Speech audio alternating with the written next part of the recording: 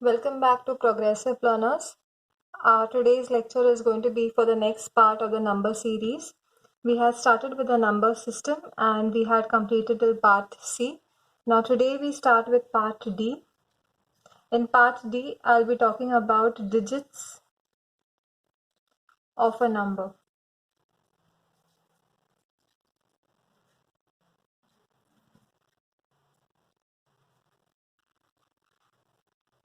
Now, when we start with the digits of a number, we should first understand that why we are talking about the digits of a number.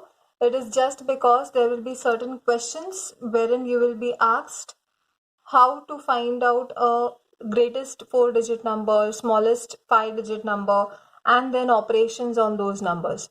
So we shall start with those sums. Okay.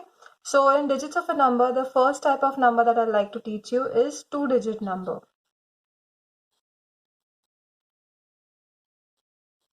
When I talk about a 2-digit number, the method will remain the same for 3-digit number, 4-digit number, and so on. So if you have X at the units place and Y at the tens place, then a 2-digit number is written as 10Y plus X. So this will be your number. Okay. Now, why am I talking about this? You may say that, ma'am, this is quite understandable. Even children know this. But you will be having sums based on this. I'll be giving you examples of how sums are asked on these type of questions within this lecture as itself. Okay. Or in the next lecture, we'll talk about this sums. We'll see how the lecture goes on. If it is long, we'll just cut it short by taking the examples for the next time. Okay, then we start with the second type of numbers. We can give example of 3-digit numbers. Like 2-digit numbers, you can also have 3-digit number. Questions are generally asked only from 2-digit numbers or 3-digit numbers.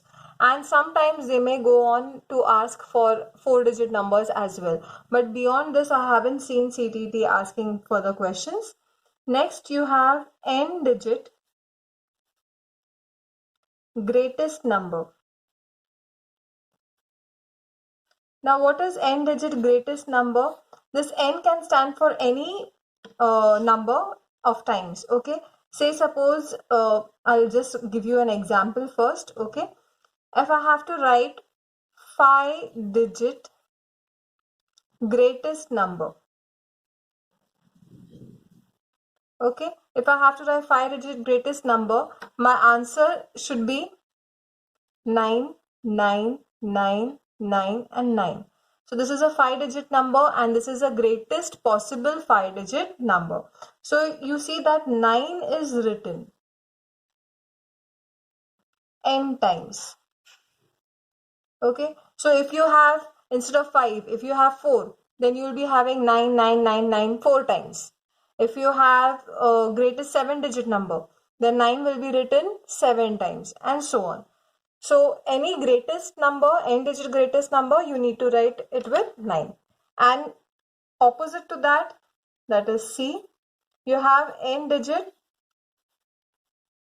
smallest number. In the smallest number, you have to write, I'll give you an example again and then show you that you understand. 5-digit smallest number. So in 5-digit smallest number, the answer should be 1 and then 4 zeros. So this is a 5-digit number and it is the smallest possible 5-digit number. So here, when you are writing the n-digit smallest number, you write 1 plus n minus 1 times 0. Okay, so you write down 1 first and then if they have asked 5, so 5 minus 1 becomes 4. So 4 times you write down 0. So that gives you your answer. Right? So I hope this is understood. I'll take one simple question from this format so that you understand. I'll give you an example over here. What is the sum of greatest 4-digit number and lowest 5-digit number? Okay, so this is my question. What is the sum of greatest 4-digit number and lowest 5-digit number? So if you see over here, greatest 4-digit, so greatest I'll be using number 9 with it. So if I'm using 9, then I should be writing 9 how many times, children? 4 times. So 1, 2, 3 and 4. They have asked sum, so addition, and lowest 5-digit number. So lowest 5-digit number is going to be your 10,000. We have just written it over here. Okay. So now 9,999 plus 10,000 gives you how much? 19,999. So this is my answer. So I hope you all have understood this. Let's move ahead.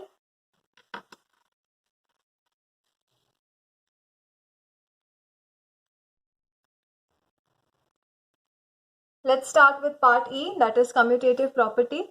Now in commutative property, you will be learning certain terms. Okay, questions are based on these terms. So the first term that I'll be talking about is additive identity.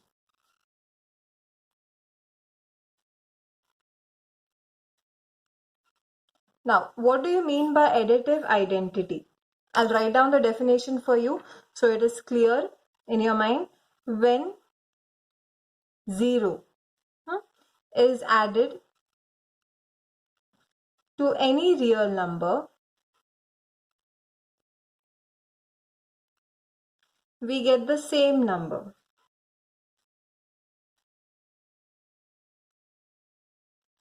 Correct? So that is, if you have a as any number plus 0, or you have 0 plus a as any number, the answer is always going to remain as a. Okay, this is going to be for any real number a. Okay, any real number a. So therefore you can say that 0,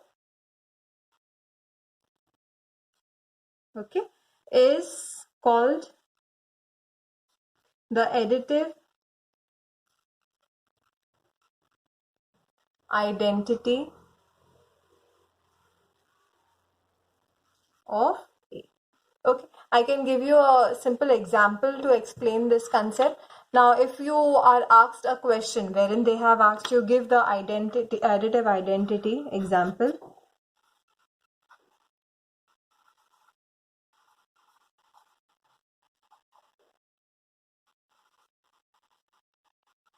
Give the additive identity of 7. Your answer should be 0. Okay. If they ask you give the additive identity of 8, answer is again 0. So they give you any number, children, any number. Okay. Your answer should always be 0. Okay. Because for additive identity, you add the number 0 and you get the same number. If they ask you negative number also, then also you will be writing the answer as 0. Okay. So I hope this additive identity is understood. Let's move on. Let's move to the next one. The second one is called additive inverse.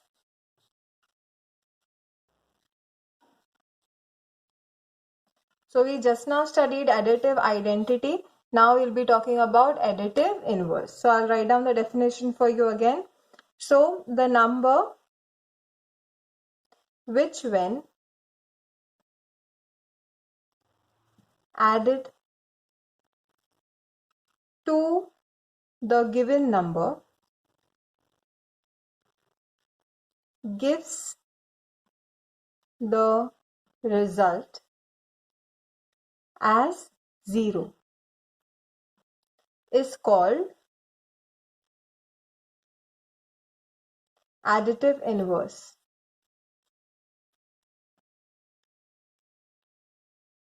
Is called additive inverse of that given number. So let's try to understand why that A is thing. Okay.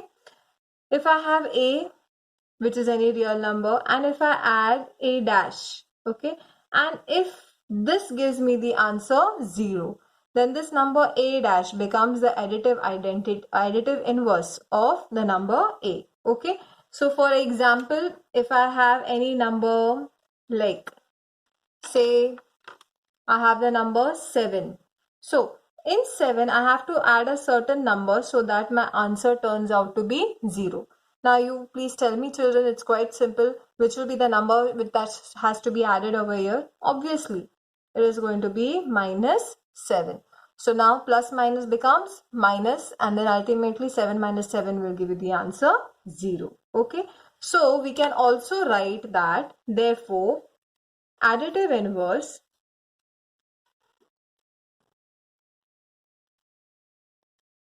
for a real number A is minus A. So the negative form of that same number is going to be the additive inverse of that number. I hope this is clear. Let's move on to the third.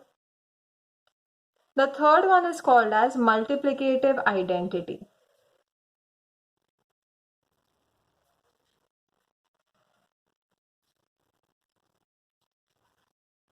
Now, what do we mean by multiplicative identity? Again, let me first give you the definitions that you understand. When 1 is multiplied to any real number, we get the same number, correct?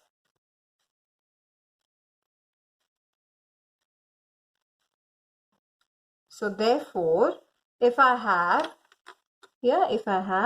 again a real number A which is multiplied by 1 or 1 multiplied by A, I get the answer as A. Okay, so whenever we have 1 which is multiplied to any number, we get the same number. So therefore, 1 is called multiplicative identity of A. So I hope you all have understood, children. These are very simple concepts, but because of the lack of knowledge of these terms, you sometimes tend to leave these questions. They are quite easy marks for you if they are being asked in your exam. So I would say that please do not make the foolishness of leaving these answers, okay, in your exams. Let's look to the next one. Multiplicative inverse. So we had studied additive identity, then we went towards additive inverse. Now we study multiplicative identity, and now we talk about multiplicative inverse. So let's talk about multiplicative inverse. Okay, I'll give you again the definition. The number which, when multiplied to the given number, gives the result as 1 is called the multiplicative inverse. So now you have to look for the answer as 1. So here I'll introduce a concept, children, which is called as reciprocal. Now what is the reciprocal? Say suppose I have the number, or I have a fraction, I may say, that is 5 upon 7. I'll explain with the fraction first because it's easy to understand with the fraction. Okay. So if I have the reciprocal of 5 upon 7, the reciprocal of 5 upon 7 is going to be 7 upon 5. And if I multiply these two, that is, if I write down 5 multiplied by 7 upon 5, 5 gets cancelled, 7 is going to get cancelled. So we see over here that ultimately I am left with the answer as 1. Okay, so reciprocal is nothing but when a particular fraction's numerator goes to the denominator place and the denominator goes to the numerator place. Okay, that is called as the reciprocal. It is the same thing as multiplicative inverse. Okay, so if I have 5 upon 7 and if I want the multiplicative inverse of 5 upon 7, I will have to multiply it with 7 by 5, so that my resulting answer is 1. I'll give you the example with a whole number also. Say I have to find out reciprocal of, I'll give you 6.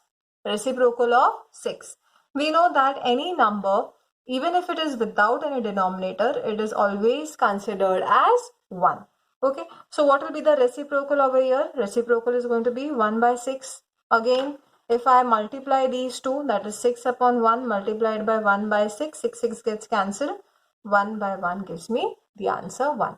So ultimately, if I have to write the reciprocal of the number 6, what should be my answer? It should be 1 by 6.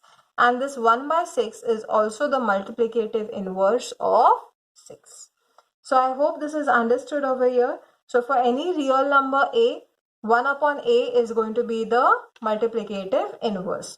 So I'll just write it down once again for you all. So therefore, the multiplicative inverse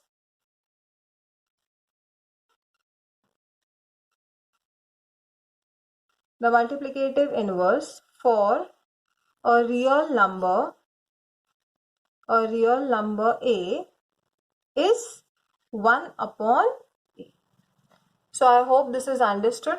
Yeah, let's move on to the fifth type. Okay.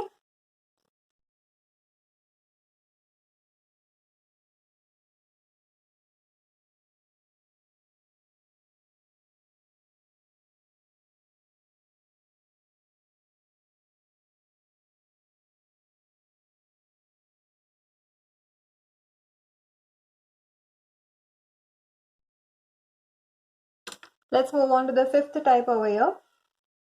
The fifth type is called as the associative rule.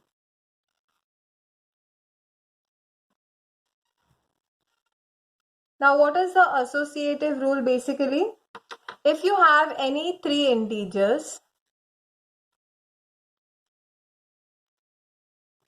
like a, b, that is a, b and c. Okay, so I can write them in the form, if I write a plus b plus c, I can also write it as a plus b plus c. Means I can change the position of these brackets. Okay, the value will still remain the same. I can also write it in the different manner, like a multiplied by b multiplied by c will give me a multiplied by b multiplied by c. Correct? So we see that we can distribute the multiplication and the addition signs if everywhere it is addition or if everywhere it is multiplication. You need to be careful about this because I'll be just talking about the distributive rule so that you understand. What does the distributive rule say?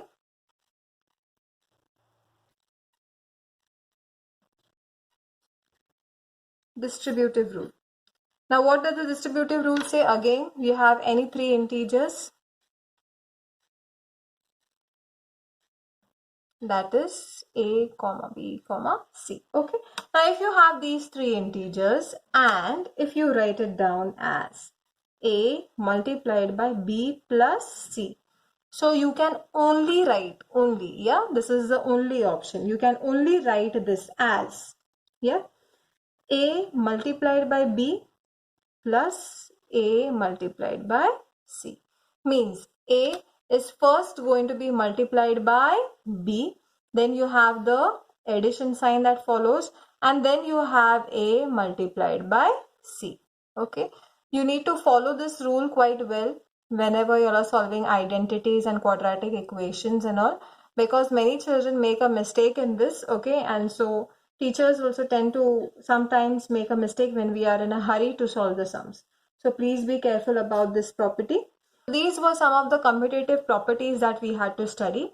We shall study about, or we shall look at certain examples from these types of commutative properties so that you understand where you need to apply your knowledge and how.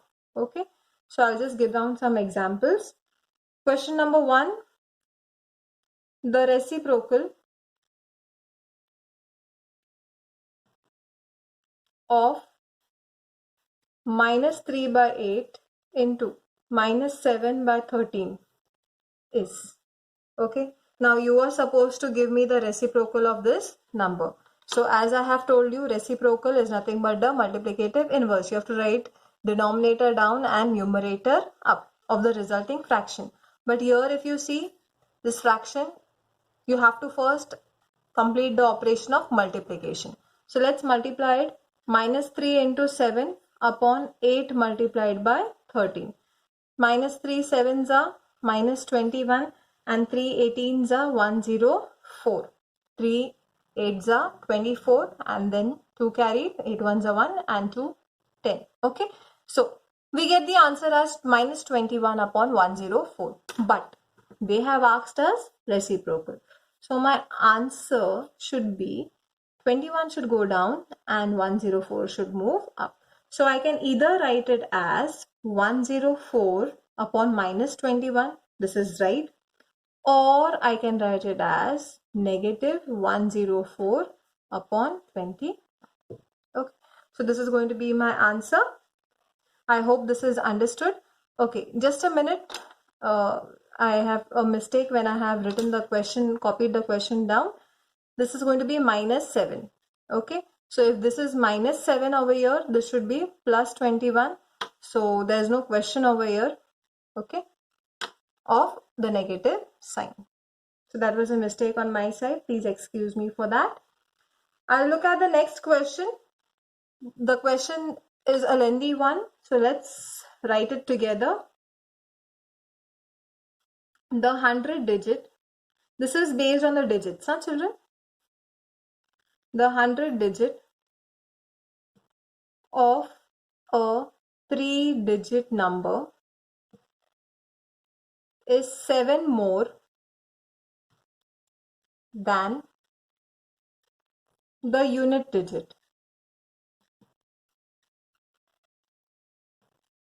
The digits of the number are reversed and the resulting number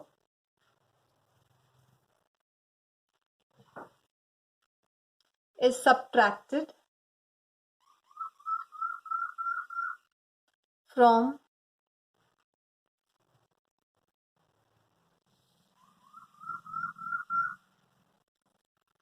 the original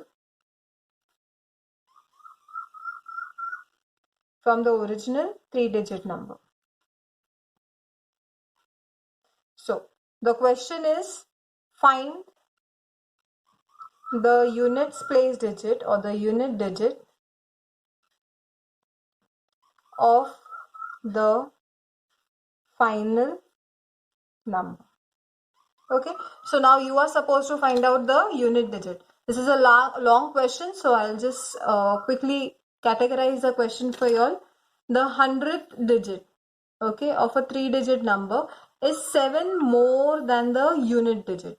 You remember, children, when we had spoken about the 2-digit number and the 3-digit number, whenever we are talking about 100th digit, it is 100 multiplied by that number. Okay, now for simplicity purpose, we are going to assume certain numbers.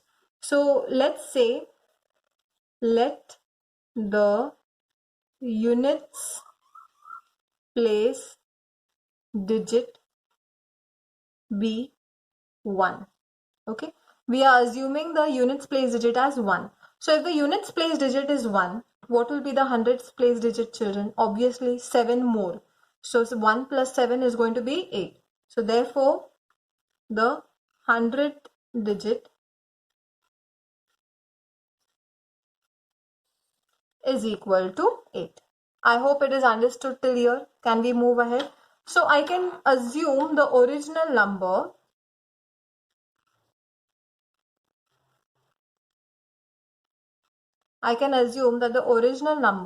has 1 at the units place, 8 at the hundreds place. And now what about the tens place?